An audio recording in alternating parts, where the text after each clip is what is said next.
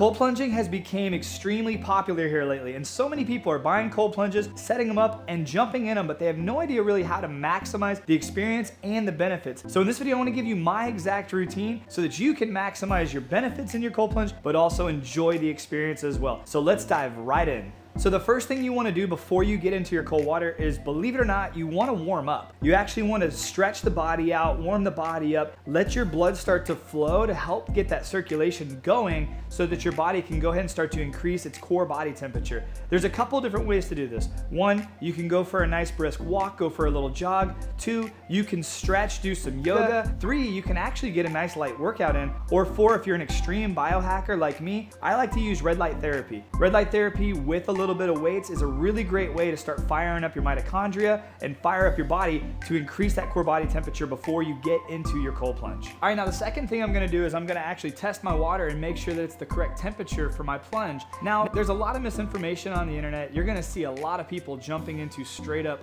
ice. Listen, you can, and that's great. If you're at the advanced level where you can jump into ice or your body's adapted to that, then totally do it. But for most people, anything under 60 degrees or about 15 degrees Celsius is gonna be a perfect cold plunge for them. What I would recommend is start anywhere between 50 and 60 degrees. Start higher if you've never done it before. If you're a beginner, please make sure you don't start too cold because it will throttle down the experience and it will make it a little bit more difficult for you to get the benefits out of your cold plunge. Now for me, my water temperature range is anywhere between 44 degrees and 49 degrees. I try to keep it under 50, but I've been doing this for a while and I try to elongate my cold plunges as well. You can also throttle that around. You go a little bit hotter temperature, a little bit longer duration, go a little bit colder temperature, a little bit shorter duration, but you want to make sure it's a temperature that you could comfortably stay in for around that 2 to 3 minute mark. If it's too cold and you have to get out before that 2 to 3 minute mark, then it might be an indication that you should raise your temperature up a little bit so that you can stay in for that full 3 minutes is that sweet spot. But for me, I've got my temperature exactly where I want it, and that's the great thing about the plunge, and that's the great thing about the DIYs that I have where I use a chiller, is you don't have to get bags of ice, you don't have to set bags of ice into your water and hope that it's the right temperature. You can set your temperature, let it run, and it'll keep it there for you, which is super exciting. If you want any more information about the plunge or my ice barrel DIY or any of the cold plunge companies that I've reviewed, I'll have links down in the description below for you to check out, and many of them save you money as well. So if you're interested in getting yourself a cold plunge, I could save you some money by using my discount affiliate links below. Now on a serious note, if you are brand new to cold plunging, I am gonna recommend that when you first get in, you try to stay in for 30 seconds. You don't have to stay in for 3 minutes if you're just starting it for your first time, but also don't get out immediately after you feel that shock. You're gonna feel shocked no matter how long you've been doing this, no matter how many times you've done a cold plunge, no matter how strong you think you are. As soon as you get into cold water, your body's gonna go into this fight or flight, and it's gonna force you almost to get out. Your body's like, get me out of this mess. It's way too cold. I don't wanna be in here. Get me out. The hardest part of the cold plunge is gonna be that first 10 seconds. But guess what? That's the hardest part for me. That's the hardest part for everybody who cold plunges is that first 10 seconds. Fight through it. Stay in for at least 30 seconds for your first few cold plunges and your body will start to adapt. But enough gibber. It's time to get in. All right, so as we approach the tub, it's important to realize that it is gonna be cold. So you don't wanna tiptoe into it. Go ahead and just get right on in.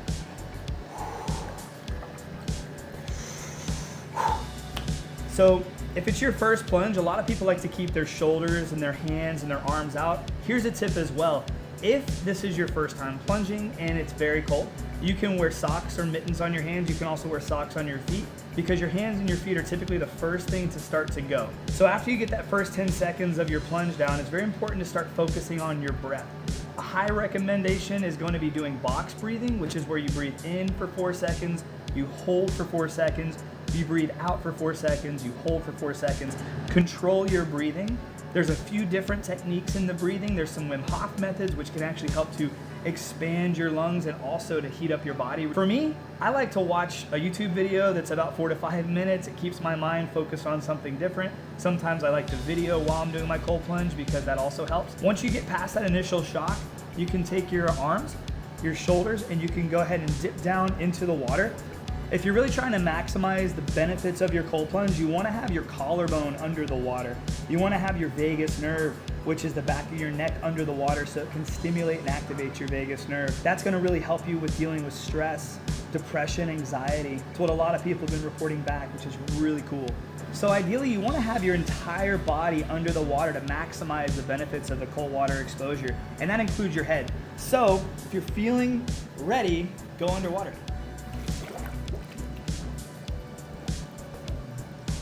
Whew. And that'll wake you up. This is one of the greatest pre-workouts ever made. Matter of fact, if you have the access to a cold plunge, I would highly encourage you to try cold plunging before you work out, before you go for a run. Even cold plunge before you go to bed. Something I've been experimenting with lately is I like to cold plunge, do a little 2 to 3 minute plunge before going to bed, and I've been having the best night's sleep. Matter of fact, if you have a cold plunge routine you'd like me to try out, post it in the comments below. I love engaging with my friends. Another way to maximize the benefits of your cold plunge is to actually move. Do some arm circles, do some wrist rotations, do some leg and ankle circles, bend your knees, straighten them out. You want to actually move while you're underwater. It's going to help to increase that circulation so your body doesn't become numb and shivery, which is another thing. You want to make sure that your body doesn't have any pain, discomfort, numbness, and once you get to that point of shivering is the time to get out. You do not want to elongate a shiver when you're in the cold water. Give your body the chance to heat back up, because hypothermia is a real thing, and you need to prevent that by getting out and listening to your body. Listen to your body's cues. All right, now I've been in here for 4 minutes. When it comes time to get out, a lot of people don't really think about getting out. You don't want to just burst on out. You want to get out gradually. So lift your arms out. And here's why. You can actually lower your blood pressure, which is a problem. Right now, my heart rate is sitting just under 60 beats per minute, and I'm talking. Typically when I cold plunge, if I keep track of my heart rate, I can get it down under 50, which is a little scary, but more the reason why you don't want to just jump out. You want to gradually get out, do a little tricep dip, and then stand up slowly. Now you're gonna notice that you'll have some goosebumps. Your skin might change the shade to a shade of red, or you might just feel really, really cold. This might be the time where you feel like you have to warm up by jumping into a sauna, or going and grabbing a towel and bundling up, or jumping into a hot shower. If you get to the point of shivering, or you feel like your body's put into a dangerous position, I would encourage you to absolutely go jump into a hot shower and warm up quickly. But one of the greatest ways to maximize your benefits of your cold plunge as soon as you get out of your plunge is to just let your body naturally warm up. Let your blood naturally start to circulate.